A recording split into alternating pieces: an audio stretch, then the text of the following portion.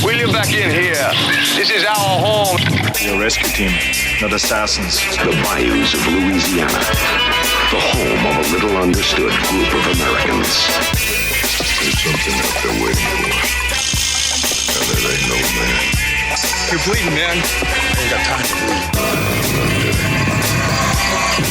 I'm gonna find my way out of here. She says the jungle just came alive and took her. Billy! The other day, I was going down to my girlfriend. I said to her, "Jeez, you got a big pussy. Jeez, you got a big pussy." She said, "Why did you say that twice?" And I said, "I didn't." See, it's because of the echo. Where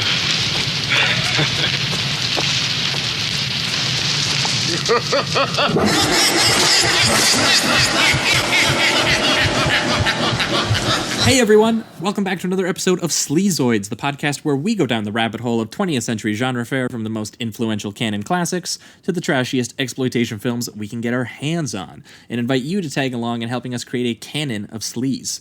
Each week is a double feature grindhouse style where we discuss two films loosely related by subject, genre, actor, filmmaker, or franchise, and at the end of each episode, along with our honorary Sleazoids, which you can become by subscribing on Patreon, we decide on all the official ratings and rankings for every film that we cover. Patreon subscribers also get an on-air shout-out and 2 bonus episodes every single month, which we have been doing for something like 6 months now. Yeah. So we have quite a back catalog of episodes waiting for you guys back there, 14 or 15. So if you haven't made the jump, we got lots of episodes waiting for you. Many hours. Including of which would have been just 1 week ago. What did we do? We did The Thing. Yep. We did John Carpenter's sort of apocalyptic, moody, shape-shifting body horror film, The Thing. And we paired it with Chuck Russell's 1988 The Blob, more of a 50s teen drive-in satire body horror type situation. Very funny. A lot of fun nonetheless. Lots of great effects happening there. Yeah. I'm still thinking about that bit in The Blob where the dude gets sucked into the drain. Oh my God. His whole body and the limbs are sticking out and blood spurting everywhere. Great stuff. So if you guys haven't made the jump to Patreon, you can find that on last week's episode. But 2 weeks ago would have been the last time everyone would have heard from us free listeners. And that's when we would have had both Matt Chrisman of the Chapo Trap House podcast on, as well as the official Institute of Gremlins 2 studies. We had both of those guests on talking Gremlins and Gremlins 2, both iconic Joe Dante works, and we got a little bit of conversation in there about the Burbs and a couple other Joe Dante things, which maybe hopefully on the show we'll get back to at a later date. But that's what you would have been the last time you guys heard from us. But this week we have 2 more special guests on. This is the second time we're doing 2 guests. Gets a little crowded, but it's fun. Yeah. We have Dave Imboden. Dave, how you doing? Hey, I'm good. It's Imboden, but that's okay. Imboden. Yeah. We'll get there. Do you know how I'm going to remember this? Bodie. Yeah, from Bodie, Point Break. From there Point Break. That's how I'm going to remember that. Like Patrick Swayze, too. A live version. Exactly. So Dave is with us, and also his podcast co-host, where they at Podfast and Pod Furious, where they talk all kinds of fast family films. It's the I called it the oral manifestation of cracking open a Corona, cold Corona with the boys. Absolutely. Talking Vin Diesel movies, rock movies. Alongside Dave is his co-host Chance. Chance, how are you doing? I'm doing great.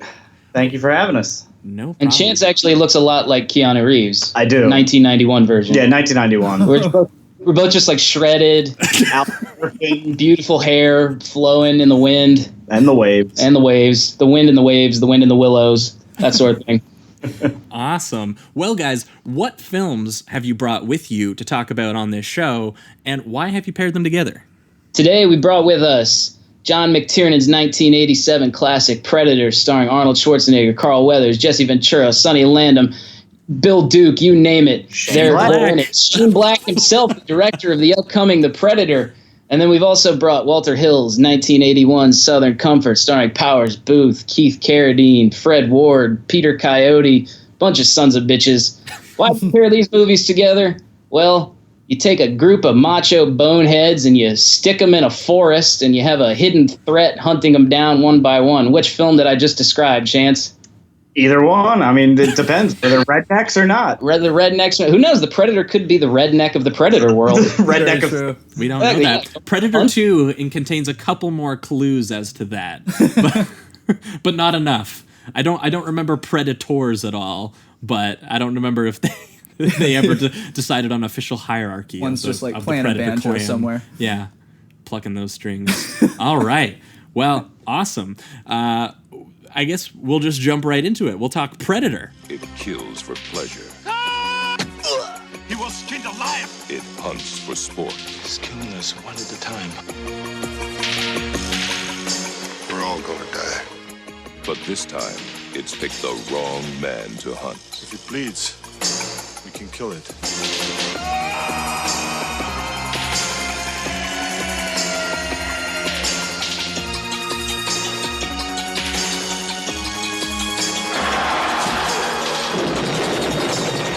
20th Century Fox presents Arnold Schwarzenegger. Predator. The hunt begins Friday, June 12th at theaters everywhere. We could do sound effects if you want. I could start doing, yeah, get the chopper, Mac. Pew That's pew. perfect. That's exactly how we'll get into this segment. Let's go, Josh. Woo! We are talking Predator, the 1987 American sci-fi action horror craziness that takes the sort of macho war film and brings it into the world of the slasher film. We kind of talked about another movie on the show before that had done that a little bit. That was First Blood. But this takes it to a whole nother level with its threat. I don't feel like we have to go too deep into what this movie is about, because if you don't know Predator, like, fuck off. I don't even... Get out of here. What? I don't even want to We talk don't even to want you here. I don't know. You're no friend of mine. Yeah. It's a little elitist. Towards bro-y action movies, but that's fine. This film stars Arnold Schwarzenegger as, Dave, what's his name? I'm blanking already. His name is Major Dutch Schaefer. Dutch Schaefer. Dutch Schaefer. Great name. Powerful. And he kind of heads up a guerrilla team of mercenaries who get called in what seems like particularly tough situations. Apparently, they went to Afghanistan before this, and they clean up messes, and while they're there, also create messes of their own. But they are very good at doing both. Which is why he has been brought in by both the CIA, I believe, and his old friend Dylan, played by Carl Weathers, who have a unique mission for Dutch and his team of macho misfits. Yeah. Shane Black, directing the upcoming Predator, is one of those team members. He's kind of a bit of the more geeky version, always walking around telling pussy jokes. Yep. Both of which are funny. Oh, yeah. One guy in particular thinks that one is really funny. But yeah, what kind of happens is that they have a mission, which is, I think they're told it's a rescue mission, right? Yeah, because we're a rescue team, not assassins. This is the cabinet minister, right, is what the story they feed him. Their helicopter went down, so they have to go find this cabinet minister and his buddy. Yeah, and I think his question is, do your cabinet ministers like always fly on the other side of the border? Right, yeah. And they're just like, no time to worry about that now. We just got to get them out and get them safe. Yeah. And you're here to help us do that. So you can kind of see right off the bat that these guys are being played a little bit on what exactly the mission is, and that clearly the American presence in there is unwanted and maybe unlawful. Like most times in history. Yeah. It's very, very Reagan era, yeah, sort of Contras and Sandinistas and that sort of thing. Proxy wars. Exactly. Banana republics. And McTiernan kind of impressively opens the film with kind of like a wordless exchange of setting up kind of how the team interacts with each other and Arnold's place in it, especially when he comes swaggering out of the helicopter with his big old cigar. Yeah.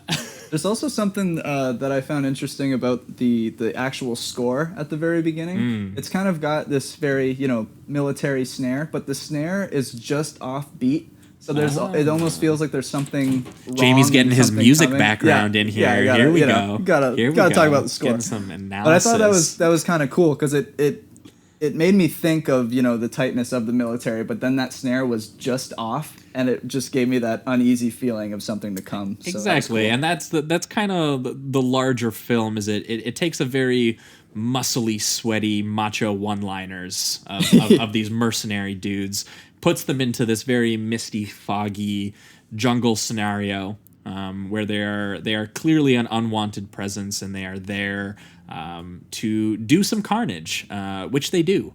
And yeah, I was saying to Chance, it felt nice to be represented on screen for once. Like I truly understood. Like I felt seen. Like I was looking in a mirror with these massive beefcakes stepping off the helicopter, and I was like, "These are my people. I'm amongst my."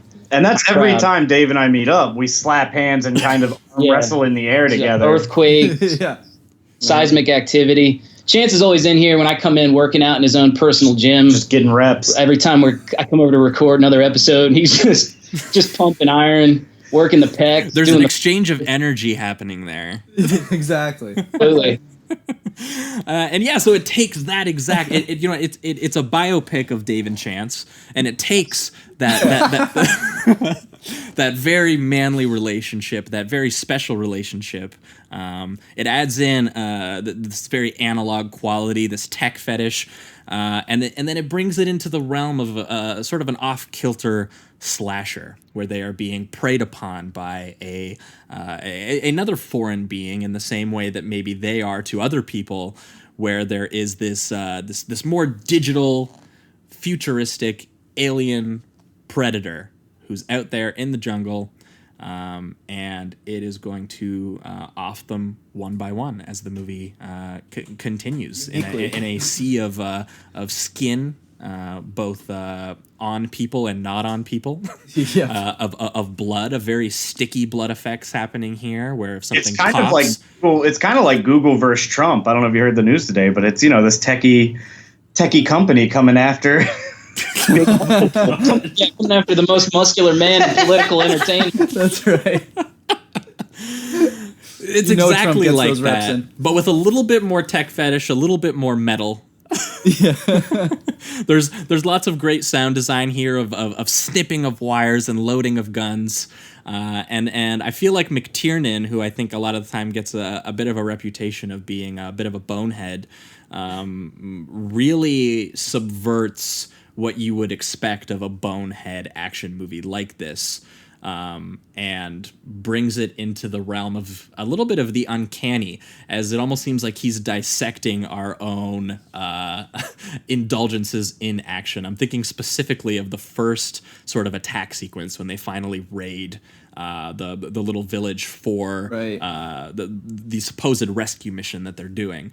And the action is just unbelievable. The amount of explosions and the sort of like montage of it, where all of this gunfire is just being wrought upon, and it's very thrilling, and you're like, oh damn, and it's insanely excessive and bombastic. What I also appreciate is before they do that, they kind of set them up in this stealth kind of way. Like it shows it shows that they do have some intelligence when Bill it comes Duke to especially, who seems like an experienced dude, and he's there and he's being like, we're going to do this intelligently. We're not going to have you and then as the chaos just ensues, it just becomes more and more. We're not going to have bombastic. you exposing our location anymore, Carl Weathers. Yeah, but eventually meanwhile, they're just shooting at trees because they're so freaked out. So I mean, I was just rereading. I don't know if you guys have seen this. It came out last year. It was like the oral history of Predator. It was in the Hollywood Reporter. No, I don't think I saw that. Oh, it's fantastic. It's a great read. That whole battle sequence came about because McTiernan was behind schedule, and the studio was like, we're going to shut this fucking thing down if you don't get us something that we can, show to the producers, be like, no, we're on schedule and this looks badass. So they came in and they rewrote this whole sequence. They said Joel Silver was on set in like a pith helmet directing traffic like a conductor.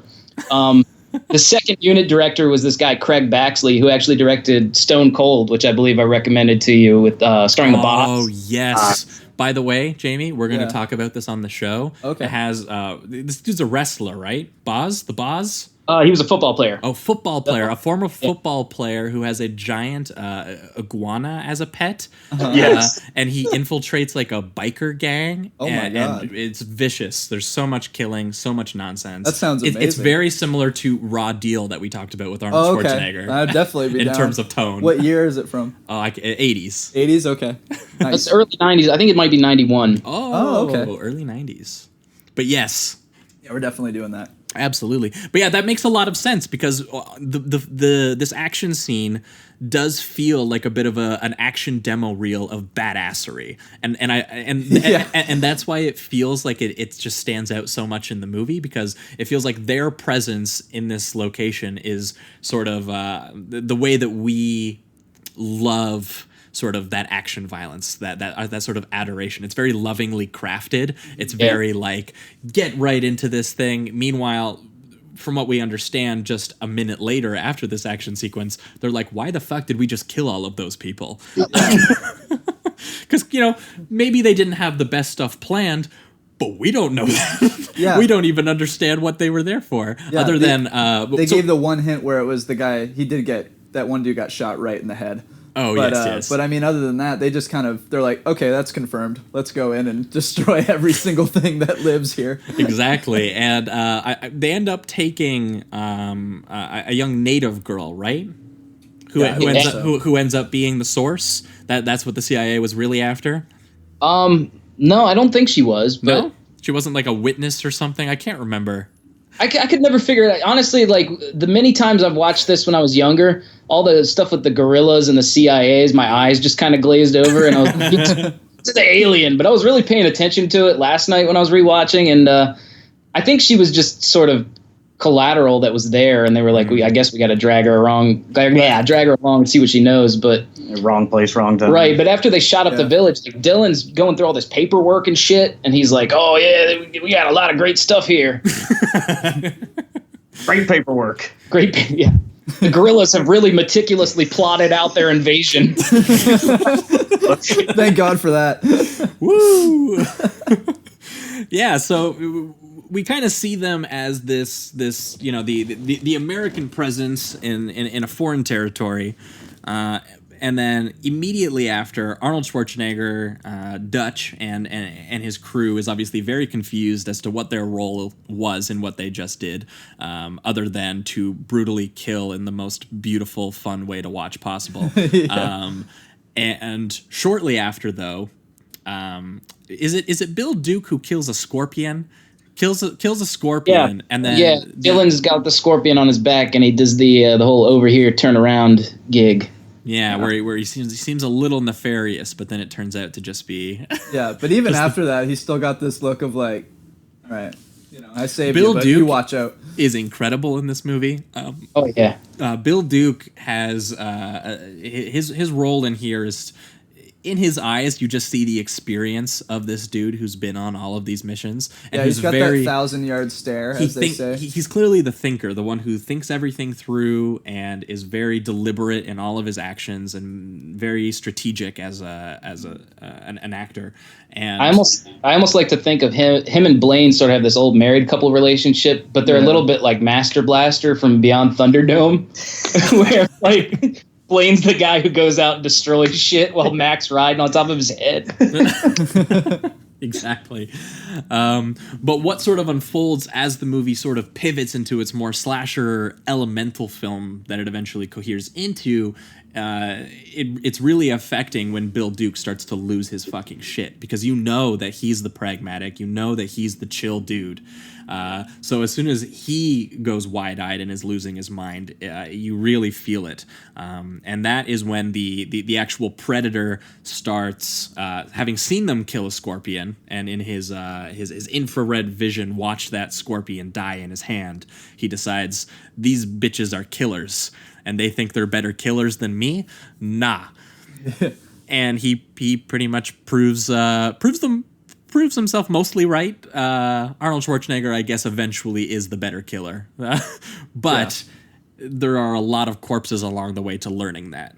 And one by one, Dutch's team gets just brutally destroyed, both by lasers that pulverize through the torso and launch this like just really like sticky pussy blood into the camera and onto the grass and onto the leaves in the jungle. And there's all kinds of skinned corpses, which are really horrifying. A lot of the makeup in this, a lot of the stuff that we talk about is really excellent. But there's something uniquely, I think, blunt about McTiernan's use of the violence here, where he doesn't revel too much in it, but the matter-of-factness of it is almost scarier.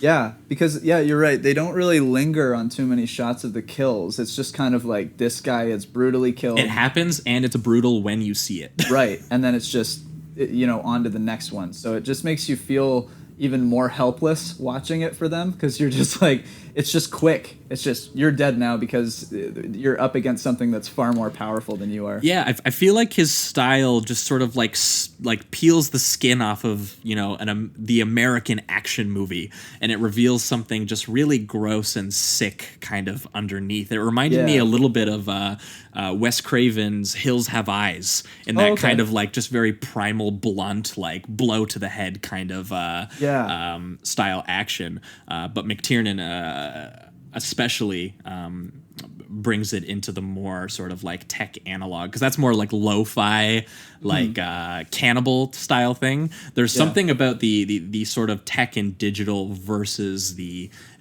primal base natural stuff happening here that is unique to this. For sure. I mean, even the Predator, the way he uses his weapons and things like that, like it's based in technology, but the other things you could think are kind of archaic in the sense, like he uses the one disc. It's almost representative of like a boomerang or something like that. He's got swords instead of guns or anything like that. Yeah, he does have the one pop cannon out of his hand. But like it just seems like he wants to get personal with his kills rather than just snipe them from afar or something. Well, like that. He's killing for sport. That's the scariest thing I think they eventually learn, is the idea that they carrying trophies. Yeah, and that they'll never really understand exactly why. Predator 2 tries to answer a little bit more why. I haven't seen it. Not necessarily to the best effect. I like that movie, but it was a case of they basically try to turn the Predator mythology into like just like a giant big game hunt kind of thing. Like it's almost like a intergalactic gladiator is so kind is of like what the Predators are based on Predator all 2. versing each other, like they were trying to get the most kills, and everything in the universe. Like basically, like they just want to. As long as you are keeping killing, you're staying on top of the top of the chain kind of deal. Yeah, it really actually got opened up like after 2. They kind of did like the Alien vs Predators and the Colonial Marines video games, and that's where like a lot of the deeper Predator lore actually comes from and comes to life, like this hunter society. It's a very like hierarchy based on who the strongest and most dangerous hunter is. Yeah, I was a big nerd back in the 90s. That's interesting. But what's kind of cool about what McTiernan does with this one is that what is truly scary is that they don't really know. And that is what Arnold wrestles with in sort of like the back third, that like really turns into like this almost like weirdly like abstract. It's nearly silent other than the few Arnold, you ugly motherfucker, and like that kind of shit. Predator scream and whatever. Exactly. Yeah. But it becomes a one-on-one almost abstract weird thing that's happening in the final third. And what ends up like adult Home Alone. Yeah, exactly. He starts setting traps. Human ingenuity wins the day, right? That's how it goes. Hey, brains over brawn. Yeah. So I do like that Arnold becomes sort of a comic hero in the end. Yeah. Like after the Predator takes his mask off, he's doing the ugly motherfucker lines, and he's like, he has these crazy like mugging reactions when he tries to hit him with a log. He's like, bad idea. Like, he seems not at all freaked out. And we're talking about 48 hours, but now he's totally used to the idea of a 9-foot tall alien with dreadlocks chasing him around in a swamp with a weird splitting mouth. Yeah. Like, Right, especially when the camera is so shocked by the violence earlier, like when Carl Weathers like loses his arm, and there's this slow-mo gorgeous shot of his muscular arm like falling off of his body, still firing the gun. Yeah, and like you see images like this, and you're like, oh my god, this is horrifying. And then by the time Arnold gets around to it, he's just kind of like accepted it. He's just like he's been reduced to something. Yeah. But yeah, specifically because there's a lot of brutal deaths, and over the course they learn more about what they're being preyed upon by, and it's this alien being that's seemingly killing them for sport, but largely for reasons actually that they'll never really comprehend, which kind of puts them in the same kind of situation again that the people maybe they just killed probably felt, where they seemingly just got killed for sport in. I think the ultimate expression of that is at the end when Arnold's about to smash the Predator with the rock, and he says, "What the hell are you?" Mm-hmm. And the Predator asked him, "What the hell are you?" Yeah. Oh man, really makes you think. Gets in your head, sticks in your craw. Something else that I really appreciated with the how, because the Predator laughs like at the end, right? Like a maniacal evil laugh. And what's weird about it is that it starts off very alien-like, but as the laugh gets further, it becomes more and more human. Yeah. And it freaked me the hell out. It actually was pretty horrifying. Well, isn't it like a distorted version of Billy's laugh from earlier? Yeah, at the pussy bird. Oh, okay. See, I didn't read that correctly then, because what I just heard was it starts You distorted. thought that was the alien's voice, and I thought like he was, so I mean, okay, if anything, it became scarier though, because now he's just using the old deaths to mock Arnold and humanity, so that's crazy. It's similar to the bear from Annihilation that was mimicking the voices of the women. Yeah, same idea. Okay, right. And yeah, the sort of because you're right, it starts off a little bit more like bestial, and then it gets more human. Well, and that's kind of like largely what the film in the makes you think kind of way is getting at. It's putting these dudes who are very used to being a sort of a colonizing force of military, and it's putting them on the end of the opposite side of it, of being hunted, being killed for sport, being killed for reasons you'll probably never understand why, and looking at a horrible monster that just wants to inflict carnage on everyone you know for, again, reasons you'll seemingly never know. No reason. Yeah, exactly. And just screaming at it, "What the hell are you?" But what's interesting is that there are sort of like there's lines that get at that, but it's actually more in the filmmaking that you really, because this movie for me is a movie that, rewatching it just recently, I actually hadn't seen it since I was maybe in high school, and I did. High school me was a snob, so I was like, oh, that was a trash movie, or that was like a action movie, whatever, it's fine. Watching this, I had like a bit of a like an epiphany moment where I was like, holy shit, this is real art. Getting into all the analog tech and the mud, and especially, I think one of the most beautiful shots that we've talked about on this show is Arnold, close up on Arnold's face while he's kind of like looking back because he knows the Predator is around, but he's hiding and he's got the mud on his face and all this. And the digital glimmer of the Predator hovers over his face. And it disrupts the image in the same way we were talking about how in The Thing, how Carpenter used the split diopter shots to kind of like disrupt the image in a way that you're not used to watching something. Here we see the actual physical presence of the alien, its own like invisible camouflage glimmer, distort Arnold's face, and we're looking at Arnold through the Predator. And I was like, deep. I was like, we got some real McTiernan. He's an intelligent man. He's thinking all this through. This isn't just action schlock, ladies and gentlemen. Exactly. You know, it's alchemic. It's near experimental is what it is. We're getting into some real digital shit. Man, I wish McTiernan was able to still make stuff today. What was his last film? I don't remember. Basic. I think it was Basic. Basic? Okay, I hadn't sseen that. I don't think I've seen that one either. Sam Jackson and Travolta. It's sort of like a Rashomon type thing where like military, what do you call it? The upper military ranks. I don't know, what do you call them? The upper echelon of the military. That's the word. Echelon 6. Somebody's been killed, and everybody's got a sort of different story of how it happened, and sift through it. Okay. But I was amazed. This is only McTiernan's second movie, Predator. His first is this movie called Nomads, starring Pierce Brosnan. And that's what like got him the job on Predator. Like one of the producers saw it and showed it to Arnold, and he was like, "Yeah, this is our guy." Nomads is extremely weird. It's Pierce Brosnan. It's the only thing McTiernan's ever written as well. Pierce Brosnan's like an anthropologist, and he has a French accent, so the movie's worth a watch just for that alone. Is it bad? Like Pierce Brosnan doing the French accent? Absolutely, yeah. That's what I wanted to hear. But he's following around Adding it to the watch list. This gang of miscreants led by Adam Ant. So they're a mute gang of miscreants in L.A. and it's very sort of like an arty Euro horror. The biggest thing I could compare it to is like Michael Mann's The Keep, honestly. And this is the one where you were telling me that you get kind of a silhouette of Brosnan's dick. Yeah, you just get like a sliver of Brosnan's hog in the moonlight. That's what I look for in movies. I'm like, do I get to see a celebrity's dick in this? Because if so, sign me up. Yeah, exactly. Gone Girl, you get that 0.5 seconds of Ben Affleck walking around. 5 stars. Don't get started on that's what started my whole obsession with it. Cracked open Pandora's box of celebrity cock for it. Everybody was so obsessed with it for a while. Oh man.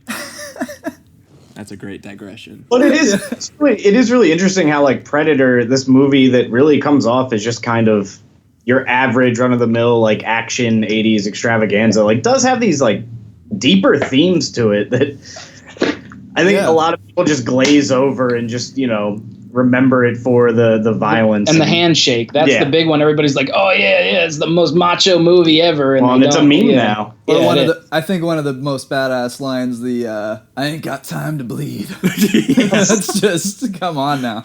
Yeah, exactly. Jesse. Same thing when we were kind of talking, when we talked about First Blood on the show, we were like, a lot of people remember the Rambo sequels, I think, more than they remember the first Blood. One, which really gets into the psyche of which Rambo. is a lot sadder than I think people give it credit for. And especially here, we're talking about people are remembering the big macho gunfire scenes, which again seemingly were studio mandated to be lovingly crafted, but it works anyway. Yeah, and even at the end with Arnold, like once he's defeated the Predator or whatever, and he's leaving on the helicopter, he seems like he's seen some shit and his mind has changed about some things. He's not smiling. He's kind of just blank faced and really thinking about something. Well, no, because what's sort of interesting about that is that he obviously he beats the Predator. He becomes the ultimate Predator. Exactly. And then there's a little bit of like, but at what cost? Yeah, right, exactly. Arnold's face as he's leaving, realizing that, holy shit, he's never going to get an answer as to what the fuck that was or why it even happened. Right. And all of his friends are dead because of it. Every single one. So even though he has technically won out the day in this very thrilling sequence, which has lots of sparks flying and this gorgeous nighttime photography. Yeah. The look on his face ultimately is one of like confusion and defeat. Yeah. Despite the fact that he did come out on top. It's weirdly sad and moody for ultimately what is an Arnold Schwarzenegger beating the shit out of an alien movie. Right. And yeah, same thing for Rambo. I think people a lot of the time just they want to see the macho-ness and they don't see the sort of subversive attitudes that people kind of fit into that. Yeah. That's the thing. I mean, Rambo is supposed to kill himself at the end of that movie. That's how it is in the book. Like that entire movie is just about the effects of PTSD. And that's why I really love the fourth one with the ending where he finally goes home. It was like, okay, this is a nice bookend to what was the seriousness of the first one. Yeah. Nice. I don't think I've seen the fourth one, unless that's the one. Is the fourth one the newest one? Like the the newest one. I've seen that one. Yeah. Yeah, the 2000s one that got. It's been a while, but I remember liking it actually. Yeah. But it's been a very long time. So. Well, don't worry. Stallone's got some cartels to kill. Yeah, Rambo 5 coming soon. See, it is. It is. There is a Rambo 5 in development, I'm pretty sure. So I guess he's leaving home again. Doesn't quite get that wrap up of. Duty is calling. Yep. The movie industry needs to damage Rambo a little further. He's got to gun down more swarms of people in the backs of Jeeps just being pulled up to the situation, trying to find out what's happening. But he hates it. Yeah. He doesn't like doing it. Rambo 6, Rambo in Charlottesville. Oh my god. On whose side? You think? Oh, good Oh Lord. my god. All right. Well, you know what? I think that might just do it for Predator. Yeah. For you. Oh, hang on. I do want to share one story. This is from the oral history. Oh, absolutely. So Jean-Claude Van Damme was actually originally cast as the Predator. True story. Right. Damn. And he was, they brought him like this big red suit that he hated. They said it looked like a big rubber chicken, and he was jumping around in the fucking woods, swinging around. And there's a bunch of different stories as to why he got fired from the movie. Some said like he was too short. They were like, the Predator can't be 5'6". And there's one story that he threw down the head of the suit and broke it, and it was like tens of thousands of dollars. And they told him to take a hike. But my favorite was, I don't know who this is, Hynek, must be a producer. I was in Joel Silver's trailer, and he had called for Jean-Claude to come see him. And he comes in the trailer, and Joel starts saying, "You gotta stop kickboxing," because Jean-Claude wanted to kickbox. And he was telling him, "Look, the Predator is not a kickboxer." And Van Damme was like, "I must do that. That's how I see the Predator." And Joel said, "Well, you're fired. Get out of my office." Van Damme says, "Kiss my balls," and walks out. And that was the end of that. That's definitely how it went, no matter the actual truth. I just love the idea that we could have had a kickboxing Predator facing off against our. Right. For real. Well, I think I haven't seen it, but I did see a clip in the one of the newer ones, Predators or whatever it's Predators, called. Predators. Yeah. It's they have a samurai guy fight the Predator with like a samurai sword or something, a katana, I believe. So I mean, they kind of went in that realm eventually. It seems. Shane Black, we believe. We believe in you. Yeah, we believe in you, Shane Black. He's a Yakuza. The whole conceit of Predators is that they take killers from around the world. Like they bring in like a Boko Haram guy and like a Russian dude. Okay. And for some reason, Walton Goggins as a prison rapist. Yeah. He's really good at what he does. He's really good. And what he does ain't pretty. Oh man. Yeah. There's actually, and there are clips of Van Damme in that red suit on the internet. So if anyone's interested, I've seen a few clips. I haven't seen It's them. really I didn't know funny about that looking. part, so I'm gonna look that up. And it's like it's pure red because they had to do the chroma key or whatever it's called. Right, so right. it's funny. All right. Well, we're going to enter the reductive rating round on this one. And for you, Dave and Chance, this is the part of the show where we remove all the words, all the nuance, and we reduce the movie between a number between 1 and 5 for basically our own bookkeeping purposes on our ongoing list of all the movies we've talked about ranked. But if you have any final notes to say while you give your rating, feel free to do so. Because for me, for example, I'll go first, as I always do, because I am an asshole and I like the attention. I'm going to give it a very easy 5. For a lot of the reasons we already talked about. I think this is a very subversive action movie in that it takes a lot of the sort of muscly, macho, sweaty war films, and by bringing it into the realm of the slasher and reducing all of those exact same people that you think that are being sort of lovingly filmed, and it reduces them to scared little boys getting brutalized. And also has very interesting themes about both the colonialism and the military. And I also think that the filmmaking, not to say that the film is only something, is beyond the actual themes and intellectualism of it, is something that gets reduced to something very base and almost, honestly, in my opinion, near abstract when we get to the Arnold versus the Predator stuff, which we didn't talk too much about. But some of the imagery in that, I lost it when the I can't remember if it's the Predator that lets out the big scream, or no, it's Arnold. Arnold holding the torch, and it cuts to a wider shot 4 times. Like the second time I did it, I was like, "Do it again," and then like it did he's again, just become and I was like, the "Do it animal." again." Yeah, oh man, and just the way that McTiernan gets sort of like the scope of it, and again, sort of like these images of the Predator disrupting Arnold's face, and as the sparks fly and the trees are being lit on fire at night, and and stuff, and Arnold's all covered in mud and just accepted that his reality is that he's going to hand-to-hand combat this alien. Yeah. It's completely bizarre, weirdly moody, and completely analog gorgeous. So yeah, 5 for me. Nice. I'm also gonna give it a 5. This is, I know, blasphemous to say, but this is my first time seeing Predator, which is crazy. I know. Jamie's the baby again. I always have to reiterate that when we started this show, the whole point was that I had seen a lot of this stuff and Jamie hadn't, but Jamie wanted to. And we talked about it all the time. It's an adventure. So a lot of this stuff is Jamie's first time view, but this one is a particularly blasphemous one in my opinion. Yeah, oh, it absolutely is. And I knew it. It was the same thing with The Thing that we did a week or two ago. Oh my God. But I mean, well, now they're some of my favorite movies. There you This, go. I mean, this is a 5 easily. Yeah. I love that they just transformed this already amazing action movie into a full-out slasher horror film at one point. Cosmic carnage. Yeah, exactly. And I mean, the scenes before it becomes a horror are so well done. That chaotic scene in the camp infiltration is just amazing. It just never lets up. It's incredible. And then you start going into these unique alien kills, and yeah, I loved every minute of it. So yeah, I'm gonna give it a 5. Sweet. For you, Dave. For me, when I was a boy, just but a boy, a handsome young boy, I showed this movie to my cousins, and we all became obsessed with it, and we all started filming our own versions of Predator. We had a little JVC Handycam. We were running around out in the yard.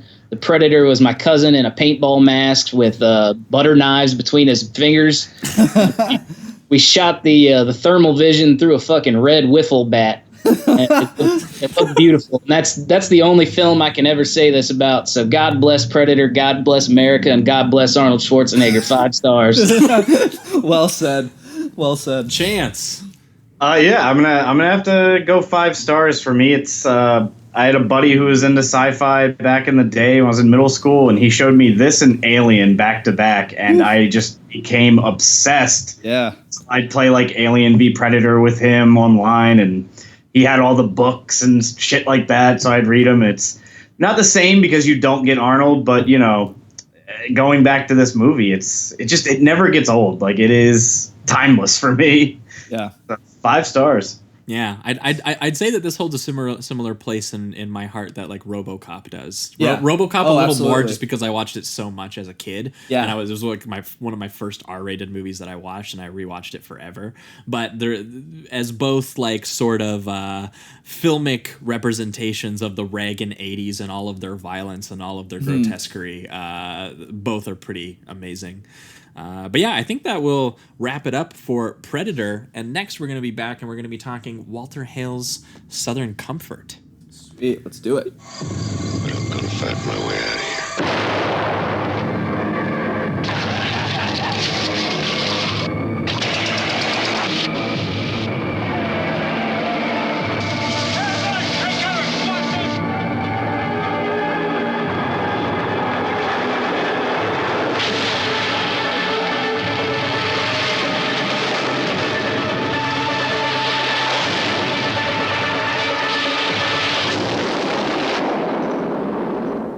Southern Comfort.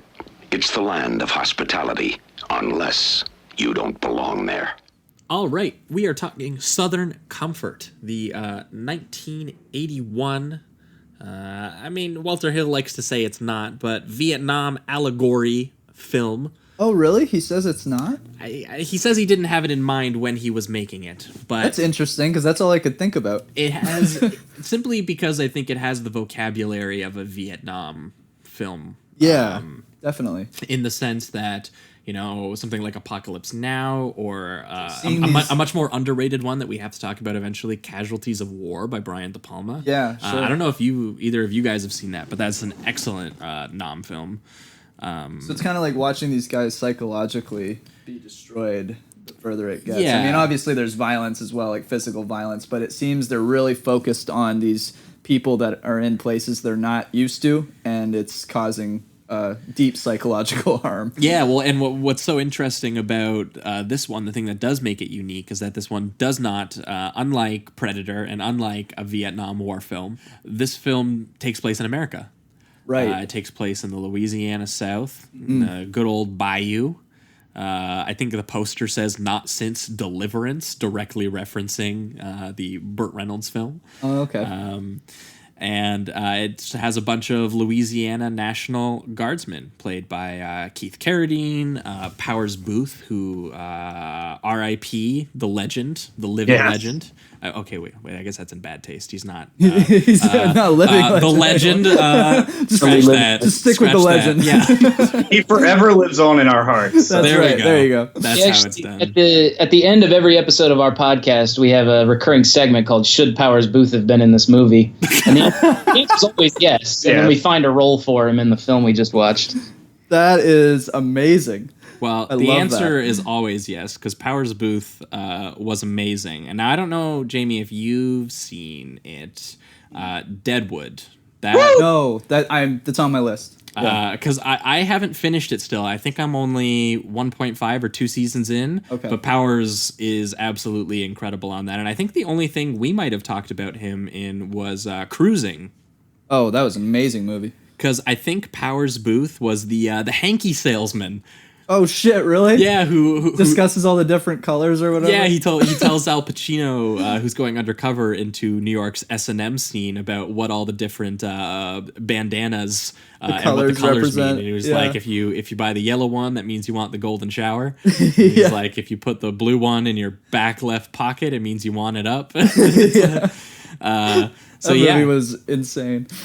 Powers Booth, incredible in this film and in many other films, stars as a Louisiana National Guardsman. As the synopsis goes, that they spend an isolated weekend doing an exercise, but they find that they must fight for their lives when they anger a bunch of local Cajuns by stealing their canoes and firing their blanks at them. Yeah, that guy's like a bunch an idiot. Of fucking idiots. Well, especially that one dude. Like, he's just, from the very beginning, it's set up that he's probably going to be somewhat of an issue. Mm-hmm. He's very immature. He doesn't know how to handle the responsibility of a weapon, obviously. I mean, it's blanks, but you don't fuck around like that. It's boys and their guns, and it's like the idea, like as soon as I had never seen this before, and as soon as he opens fire, like at other soldiers, I was just like, right. In what universe are you not just getting a real bullet to the head at that point? Exactly. Like with real trained people, they're going to be like, that dude's just firing at us. Right, exactly. Yeah, exactly. Which the Cajuns totally think is happening, and shit goes down. I mean, that was one of those moments where I'm just watching and I'm like, what else did you think was going to happen, dude? Yeah. You know, like the only way it could go is this. Yeah, so you know they have guns. Like, what? Yeah, we left you a note. Well, because what it kind of feels like is that because they think they're still in America, they think that they're just kind of like a bunch of dudes being bros and jocking around and doing their thing. They're just on a training thing. It's not that big of a deal. But they don't realize what the context of being in the National Guard uniform and having the full artillery there, even if it isn't live ammunition. And that kind of is what Walter Hill mines, is this kind of like weird Americana experience that very much mirrors the sort of psychological horror of military films that would have been coming out at the time, especially in the 70s. For sure. Yeah, and I was a little bit confused. I had to look this up because I think it takes place in 1973, so it is right around Nam. And I wasn't sure, like, did they get drafted into the National Guard, or are these guys who, like, specifically join the Guard to avoid I know at least Crazy Boy, Fred Ward, he signed up for the National Ward. Or the National Guard. Like, he wanted to be in the Guard. Yeah, because Powers Booth seems very much like he didn't want to be there, or even in the Texas Guard. Yeah, because he transferred to get out of there, because I've been dealing with rednecks my whole life. Right. Yeah. And he ends up in Louisiana. Perfect. Yeah. Big difference there, yeah. Yeah, so now you guys might be able to answer this question for us, or maybe not, but as Canadians, what the fuck does the National Guard do? Do we even have a National Guard? I don't know. I don't think know much about our military or defense. We hope that you guys can handle it. I guess they guard the nation? Yeah. Yeah, they're basically on standby, so you could, if you're in the National Guard, like, you could be sent overseas if, like, we needed more troops, but it's like Right. in times of like state of emergencies and Right, shit like that. in Baltimore a few years ago after Yep. Freddie Gray was killed, there was that what do they call it, the Baltimore uprising. Yeah, the now. Baltimore uprising. They issued a state of emergency, and so the National Guard was brought in basically to crack down on the and streets start and tear gassing. Yeah, Like I went and took photos a couple days after, and they, right as I had left, like a gathering of people that were sharing their stories of police brutality. Like as I was walking away, you could hear the National Guard start firing off like tear gas canisters into the crowd. Wow. They specifically have a line about that in the movie where they're talking, because T.K. Carter from The Thing is like the lone black guy in the unit, and they have a line about tear gassing, a word I can't say. Yeah. Right. Right. Yeah. It's amazing how not much has changed in America. No. Not since 80s dudes were making movies about the 70s. Yeah. Yeah, this is I would say Dave, why don't you walk us through kind of the larger plot of this one? I think you pretty much nailed it earlier. These National Guard bozos are sent out on a little weekend retreat. What do you call it? Yeah. And they hang out, and they have to cross this swampland area, and to get to the hookers on the other side. Because right, I forgot about that. Got the hookers down to the hookers. So yeah, like Apocalypse Now, he has to go upriver to kill Colonel Kurtz, and this they have to go upriver to bang some hookers. Yes, very American life. And, they make some fools of themselves in front of some Cajuns, and then they're hunted one by one, and it sort of devolves into a very scary, very moody trek into the depths of the masculine psyche. Yeah, we start to see the sort of like group dynamics under stress. Yeah.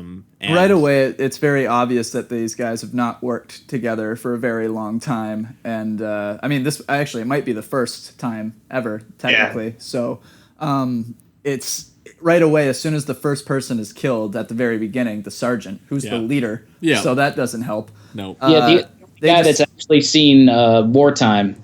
Right. He's actually been to Nam. Right. Yeah, he's the one that the Cajun like basically blasts right through the back of the head. Right in the head at the very beginning. While they're still on the canoes that they just stole from them. They're like 50 feet away. Yeah.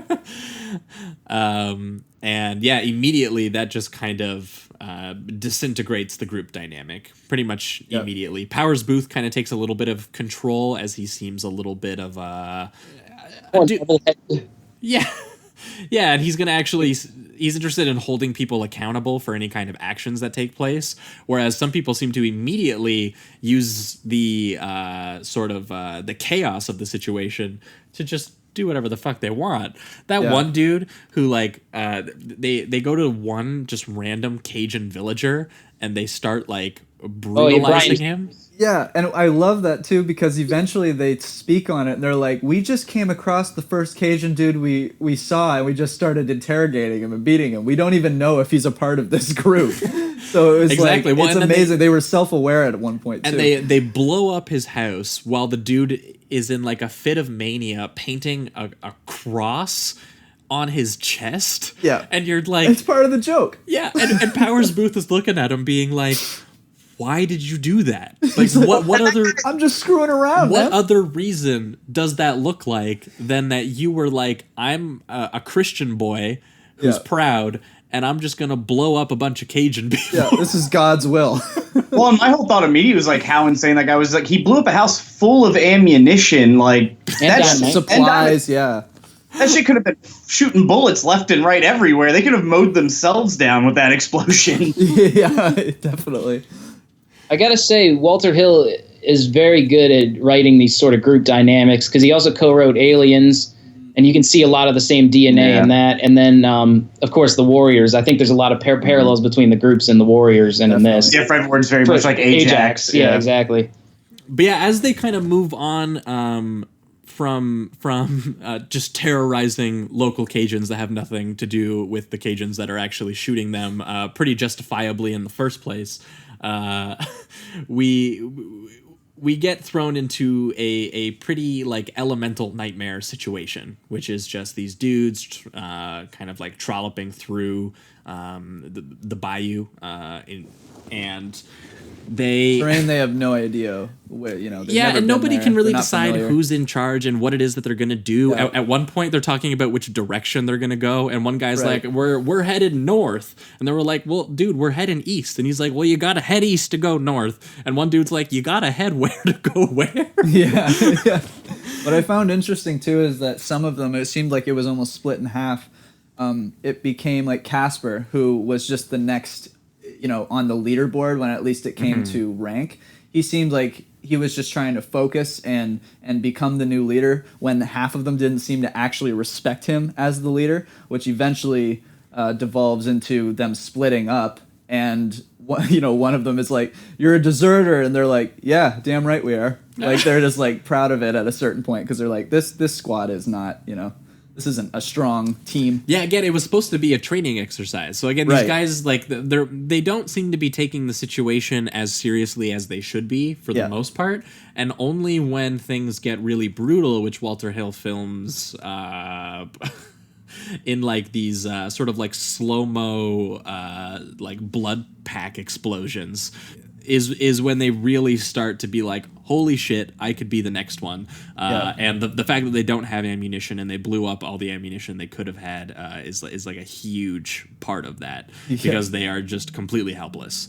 Well, and these guys are so useless that it's like their training exercise is just to go a direction and get to the other side of the river, essentially, and they can't even accomplish that. Can't even decide on the direction to go. Yeah, because a big part of this is that they get lost.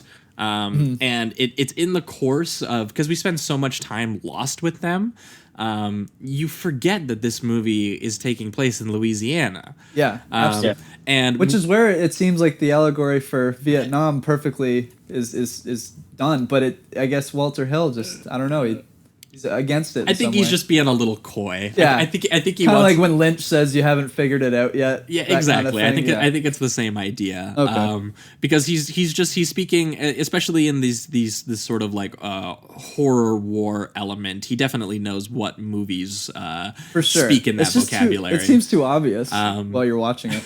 But it leads to one of my favorite moments, this confusion, where eventually they do finally make their way through the bayou and get to a road. And at this point, I think there's only 2 of them left, because some of them have killed each other.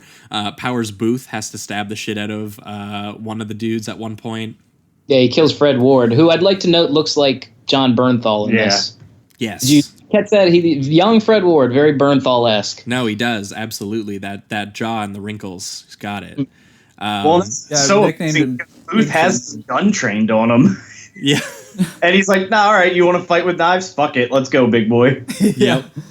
But I think by the time we get to sort of like after a lot of the dudes have been killed, both by Cajuns and by each other and by the sort of just deteriorating psyches of the group at large, it ends up just being Powers Booth and Keith Carradine, right? That's who ends up kind of being at the end. Yep. And they find a road, and they get to the road, and just a local truck driver drives by and is like, "Oh, hey guys, you want to ride into town or whatever?" Yeah, and you're also kind of, because at this point you know that the Cajuns are just after them, right? Yeah, and clearly this guy, there's a larger paranoia. Is that like? So you're like, is this going to turn into like, is he going to bring him into the town, and the whole town has been in on it? You don't really know at that time. So it gets to this. I almost thought it was going to become like, the town is in on this entire thing, and whoever gets into conspiracy. Exactly, Cajun conspiracy. Yeah. That's the alternate title. But yeah, it gives you this big whiplash. Not sure who to trust. That after you leave this sort of like jungle nightmare wartime situation, and then all of a sudden you're on a back county road, and the dudes are in a truck, and like the look on their faces when they see that, and then you're right. What the sort of climax of the film milks is the larger paranoia that they've experienced as their psyches have just been destroyed. Right, because I mean they're in this town where everyone seems very happy, very friendly, very family oriented. orientated, and they're having a party in a bar, and the song is fire. Yeah. And Yeah. and Man, like, those people can dance. oh man, Oh man, there was some I was hooting loving and it. hollering. Yeah, man, guys there's killing it guy- on the accordion. There's one guy in the band I really liked. He's sitting there in a stool. He's just a huge fat guy, and he is going to town on a On triangle. the triangle, and he's actually ripping it. Like I've never heard a triangle sound that good. He's shredding that triangle. Shredding that triangle, man. What a solo. And this sequence is my favorite sequence in the film, which is me too. that the sort of formal elemental stuff that Walter Hill takes here is that their psyches kind of take over the editing room here. And as they're walking through what is mostly just a lighthearted celebration and a nice dinner and some dancing, the montage here really hits home by constantly speeding up the cuts to both the dancing, to both Powers Booth's very paranoid face, to sort of these more mysterious Cajuns kind of all pulling in the background, some of which are probably just some nice dudes, but some of which are the hunters. Maybe are the hunters who have been hunting them down. And then also it's the slaughtering. Oh, what's that? Literal hogs to the slaughter. Yeah. Yes, there's a literal hog to the slaughter as they start, both slitting its throat and skinning it on the spot. Does anyone know, were those real pigs? Because that shit looked legit. Yeah, they had to have been. I think so. Yeah. It got under my skin watching it. Yeah. So you're watching this horrifying image of them slicing open the hog. Guts everywhere. Yeah, and it's cutting with this very feverish like style of feeding it into Powers Booth's own paranoia of clearly he's about to be slaughtered. Right. is kind of what they take from that. And meanwhile, Keith Carradine's still just focused on getting pussy. That's he's out dancing. He's like, I came here for my hookers, and I'm gonna find it's one. like, God damn it, we came I gotta here fuck for this hookers. Cajun girl, I will. I'm not letting up the dream. But what happens is that the actual one of the or two maybe or more of the actual Cajun hunters do come to the celebration because the whole town's come together for this good old dance and meal, and we get one kind of final standoff that Powers Booth is ready for, and it's pretty damn brutal. You have a direct connection here to Predator because one of the rednecks is Sonny Landham, who played Billy in Predator. Yep. Oh, really? I said the guy with the mustache that Powers Booth stabs right in the dick with the knife. That's Sonny Landham. Oh, damn, that's sick. Didn't even know that. I didn't know that. Didn't even catch that. I didn't one. notice. He was a Walter Hill regular. He was first in the Warriors. He plays one of the cops in the subway. I think they throw a police baton into his legs and trip him up. Oh, I see. He was also in 48 Hours. Yeah, he's one of the villains in 48 Hours. Oh, very cool. Cool. Yeah, and I also like that they finally get to use the blanks as kind of an actual weapon, or at least a distraction, so that they can actually fight back. Yeah, they had a purpose for once. Exactly.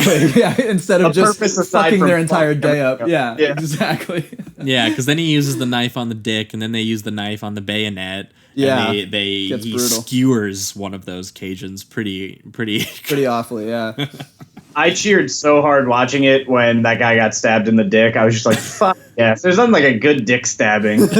Absolutely. It's pretty rare, I feel like. It is. Yep. That's why when you see it, you go, oh my God. Gotta give a cheer. Yeah. Hats off. Yep. And Jimmy hats off. So yeah, you get this big climax where all of the slaughter and the violence comes together with the deteriorating psyche, and they book it with their asses bare out of that town. Out of that They Cajun see that town. heli and they're like, I'm done. Yep. And finally the National Guard shows up, and we get a classic old freeze frame, and it says This was actually something I got a little confused about. The way that it read to me, because it starts to slow down and it almost seemed like there was something psychological about to happen. Yeah. But then it ended up just being, it's the US and they're going to get rescued. But for me, it actually seemed tonally very dark. And, it is. But it seems odd because they're getting rescued. Is it just because they've gone through this terrible thing, kind of like what Arnold is feeling at the end of Predator? Yeah. Okay. It just felt honestly a little odd compared to Predator. With I felt the same way about that shot of the chopper. I was like, oh shit, what's gonna happen now? And That's what I thought. Yeah. Yeah, because it does kind of end with that same sort of like confusion and defeat a little bit, but it isn't as clear why they feel those things as it is with Arnold. And they even look at each other kind of like not with a satisfied look, but with a concerned look. And I'm like, well, you're being rescued. It was just a little odd to me, but I still enjoyed it. I think it does just have something to do with the experience that they've had. That almost because at first it's not revealed what those vehicles are. Right. Maybe they're thinking, oh, it could be, another. Exactly. Hunter, I think Walter Hill was kind of getting at that. There's like, that they at a certain point, it's just like they are fearful of absolutely everything. Sure. Yeah, I could. Okay. And I think typically you would feel a sense of relief seeing a National Guard vehicle pulling up to you, but we've just seen the skill and technique of the National Guard at play. Crash that chopper into the village. Yeah. I'm pilot coming in. The Cajuns single-handedly take them all out anyway.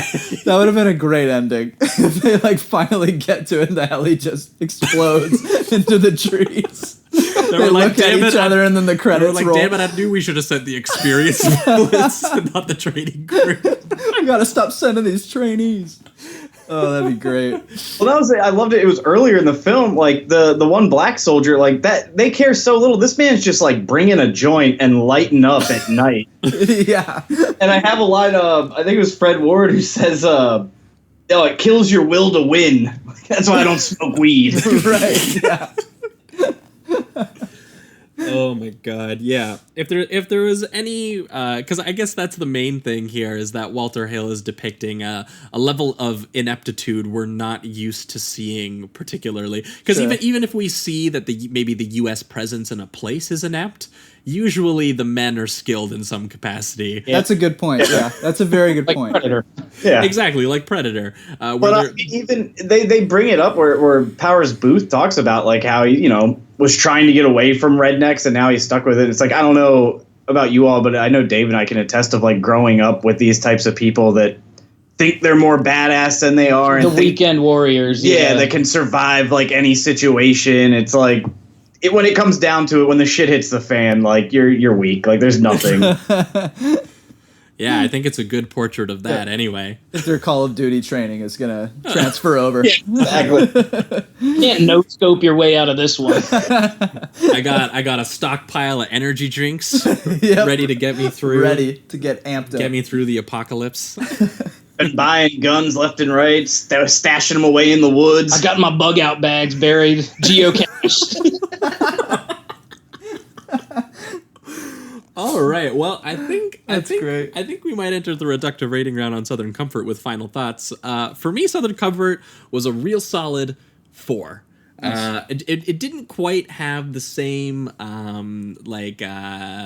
heaviness and abstraction I felt that Predator had, and maybe it's not a fair comparison because the movies really aren't trying to do the same thing. Sure. But I really did appreciate what Walter Hill was doing here, and I don't know that I could even add stuff that I wish he would have done differently. I just think that maybe it was a little bit of, I felt the same sort of confusion you had with the ending, that maybe there could have been something that really hammered home the psychological deterioration, especially just because the climax is so powerful before so that. Good. Oh my god! Because again, the way that he shoots and edits the hog slaughter versus Powers's paranoia, and also just the sort of like general celebration that's happening around them, and the way that it speeds up till it's just like completely unbearable to watch, and then only at that point in time does he give you a little bit of relief, and he gives you relief by watching dick stabbing and skewerings left and right, which I wouldn't say I would normally consider relief. So again, it's a very powerful sequence, and yeah, it does feel like it just kind of all of a sudden just is like, and that's that. Yeah. But yeah, it was. I thought that a lot of stuff we've talked about the sort of ineptitude of the soldiers, and I think especially the whiplash you get of this being a Louisiana story versus being a Vietnam or a Congo or a Southern American country story of U.S. presence there really does. Almost critique that in a sense. Yeah. So yeah, it was a 4 for me. Nice. I'm gonna give it a 4 as well. I honestly I think maybe with a rewatch or two, I could get it to the 5, to be honest. I was really, really into it, especially once that climax hits. I was, again, a little confused by the ending. I think it's still hammered home its point, but I'd be willing to hear a case, though. If any listeners out there have a case for the ending on on what Walter Hill is getting at that works for you. Yeah, I would love to hear that, for sure. Just because, it was a little wonky for me. It's just weird enough that you feel like it's got to be a choice. Yeah, exactly. Well, exactly, because I mean, there's the slowdown. There's even the sound of the helicopter starts to slow down, almost like their psyche is becoming even more deteriorated. And that helicopter should have crashed, though. I would have fucking lost it. Yeah, I would have instant 5. Instant 5. if like they're about to get rescued and instead the helicopter crashes right in front of them, and like they end up getting like pierced by the blades, and then the Cajuns come and kill them anyway. Like, there's your ending. That's a 5, Walter. Fuck yes. Oh man, that's great. But yeah, I'm gonna give it a 4 for now. But I could see it maybe being the 5. It's a high 4 for me. Sweet, Dave, for you. I am actually sitting at a solid 4 as well. Wow, look at this. We're mind melded right now. Here we go. Yeah, I've seen this a few times now, and the ending is a little befuddling.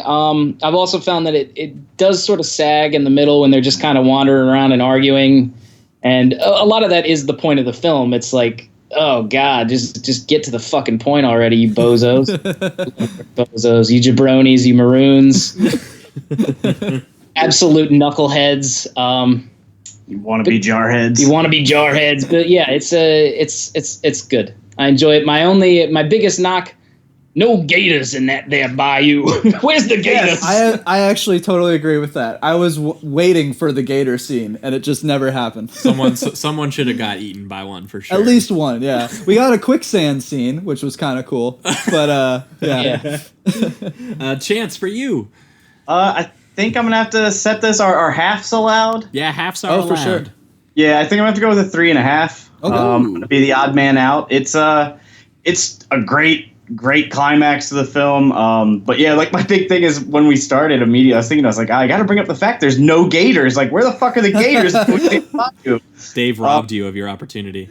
Yeah, that I agree with Dave. Like, it does kind of sag in the middle for me. But goddamn, if Powers Booth just isn't. Just pure simmering rage. He's electric. He really is. Yeah. Like his gaze. Yeah, I could watch 2 hours of him just staring into camera, like smoking a cigar, Deadwood style, and I'd be like, "Yes, I just keep this on loop on my TV." That's cinema, baby. Art. All right. Well, I think that will wrap it up for this week's show. That was Predator and Southern Comfort, Dave and Chance. This is the part of the show where if you've got anything to plug, you can do it here. First of all, my sink, I left it running at home. Secondly, Jesus.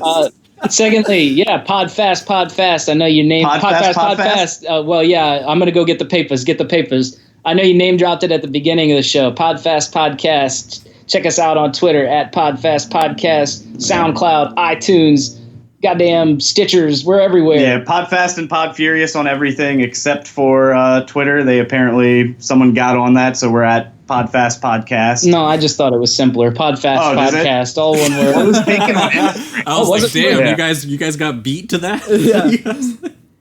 Yeah, there was a Podfast and Podfurious, but they did like 2 episodes. And it was like 5 years ago. Quitters. The rights, you fucking lose. Now, obviously, there's only 8 Fast and Furious films, as we found out. So it was a very sad moment. So you guys went through. Yeah, I was like, shit. We only got 8 episodes. It was quite a shock to us, quite a revelation. So we've been digging through the filmographies of Paul Walker, Jordana Brewster, Tyrese, Lucas Black. We just recorded a Friday Night Lights episode. Yeah, that should be Friday Night Lights. Actually, you said this is coming out in 2 weeks or so. Yeah, yeah. So when this comes out, our Friday Night Lights episode will be out because we're doing a football September. Yeah, so we were digging into the politics of Peter Berg, and there was some Gator material in there. Yeah, there's some good Gator talk. Beautiful. Cool. Well, I can recommend that. Go check that one out, guys. Podfast and Podfurious, talking all Fast Family movies, which I would be. I was gonna look it up. I feel like I would want to talk one. Have you guys talked about the one where Paul Walker runs around a bunch? What's that one called? You talking about Brick Mansions, the remake of District B13? Yeah, I think I'm talking about that one where he does like parkour and shit. Oh yeah, we don't have that on the schedule yet, but I'd love to work that in. It stars Paul Walker and RZA. Yeah, that's awesome. Oh yeah, absolutely. Definitely do that one. All right. Well, for us guys, in 1 week's time, we're going to be doing a bonus episode for you guys on Patreon, where we are going to be inspired by Southern Comfort. Speaking of gators, we're going to be hanging out in the southern swamps for a little while longer on this show. We're going to be doing a Burt Reynolds, Gator McCluskey double feature. Oh yeah, of White Lightning, 1973, and the Burt Reynolds directorial debut sequel to White Lightning, Gator. With the beautiful mustache. There's no mustache in White Lightning. No. So we're going to be hanging out for a little longer in the southern swamps there. We're going to be crossing county lines, driving some moonshine around. That's right. So we're going to be sweating and sweltering, all those things. So that sounds like an amazing double feature. Oh, it's going to be a lot of fun. So again, if you guys want that episode, patreon.com/Sleazoids podcast. It'll be up next week for you guys as of listening to this. And in 2 weeks' time, we have a special guest coming on who is specifically a history buff. So we are going to bend the rules of this show a little bit to include historical epics and action. Technically, pretty prestigious for our show, but we got to talk about it. I felt a little bad because I was like, this is not that genre. I can't even make an excuse for it. But the guy wanted to talk about him, so we're going to bring him on. We're going to be talking Lawrence of Arabia. Hell yeah. Fucking 4 hours. Yep, I'm ready. But it's amazing. So we're going to be talking about that, and we're going to be pairing it with another sort of political resistance-esque historical film, but with a very starkly different style, more of the sort of like a documentary, docudrama style, Battle of Algiers. Nice. Watching the Algerian folks in the 60s battle the French colonists. Both excellent films, so that's what we're going to be talking about in 2 weeks' time for you guys. And yeah, that's what you can expect from the show. Thanks so much, as always, for listening, and keep it sleazy. Keep it sleazy, guys.